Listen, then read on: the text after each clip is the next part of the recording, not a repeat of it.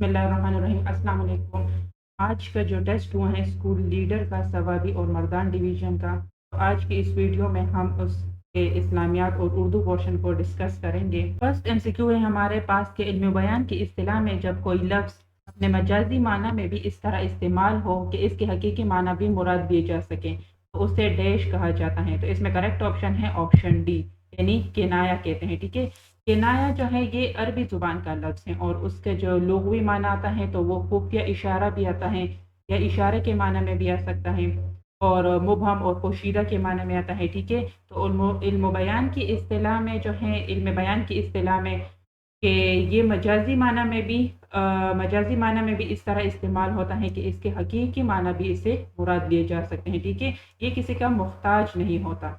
ठीक है, तो इसमें करेक्ट ऑप्शन है ऑप्शन डी, किनाया। नेक्स्ट एमसीक्यू है हमारे पास, अदा जाफरी के किस शेरी मजमूए पर इनको इनाम से नवाजा गया था। तो अदा जाफरी के बारे में थोड़ा सा डिस्कस करेंगे कि अदा जाफरी 22 अगस्त 1924 को यूपी के शहर बदागोई में पैदा हुई थी। ठीक है, फिर पैदाइशी नाम इनका अजीज जहां था। 12 साल की उम्र में इन्होंने शायरी शुरू की। फिर इनकी शादी हुई नूरुल हसन जाफरी से।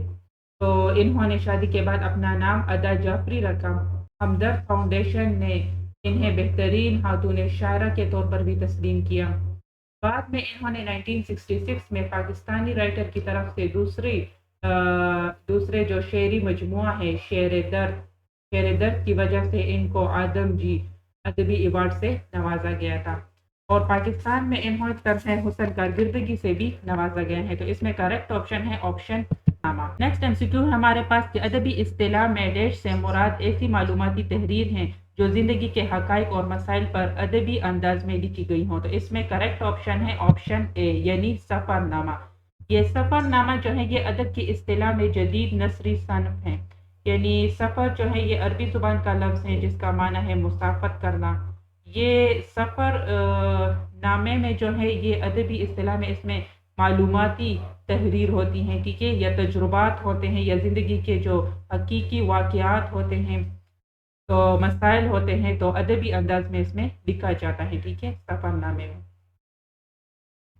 नेक्स्ट एमसीक्यू है हमारे पास कि मोहम्मद बिन कासिम की कमान में फौज सबसे पहले पहुंची। तो इसमें करेक्ट ऑप्शन है ऑप्शन सी, मकरान पहुंची थी। ठीक है, ये फौज जो है ये हज्जाज बिन यूसुफ ने रवाना की थी मोहम्मद बिन कासिम की क़यादत में। और मोहम्मद बिन कासिम को जब हज्जाज बिन यूसुफ के फौज की क़यादत की इत्तला मिली थी तो इन्होंने शिराज में इंतज़ार किया था और 6 माह बाद इनको शामी घुड़सवारों की तरबियत याफ्ता फौज जो है वो हज्जाज बिन यूसुफ ने शिराज रवाना किया था। तो हज्जाज बिन यूसुफ ने 6 माह बाद 6000 शामी घुड़सवारों की तरबियत याफ्ता फौज जो है वो शिराज मोहम्मद बिन कासिम के पास पहुंचा दिया था। इसमें 3000 ऊंट भी शामिल थे। तो फिर मोहम्मद बिन कासिम ने फौज की क़यादत संभाली और उन्होंने मकरान की तरफ पेशकदमी शुरू कर दी। फौज समेत जो है 711 ईस्वी के आसपास मोहम्मद बिन कासिम मकरान पहुंचा था। ये 6000 ऊंट सवारों की एक कमान और इमदाद वहां पे भी इनको मिल गई थी।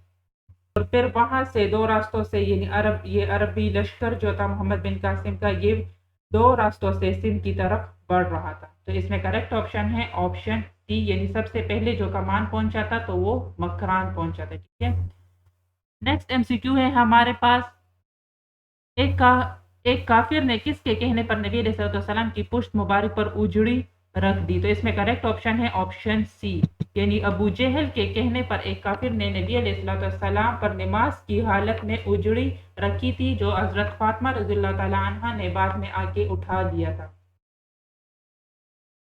नेक्स्ट एमसीक्यू हमारे पास के फितने का क्या मतलब है। तो इसमें करेक्ट ऑप्शन है ऑप्शन बी, यानी इस्लाम के रास्ते में रोड़े उखाड़ना। फितने का जो अपना माना है वो इम्तिहान है। ठीक है, जैसे कुरान में आता है कि तुम्हारा माल और तुम्हारी औलाद जो है वो भी तुम्हारे लिए एक इम्तिहान है। ठीक है,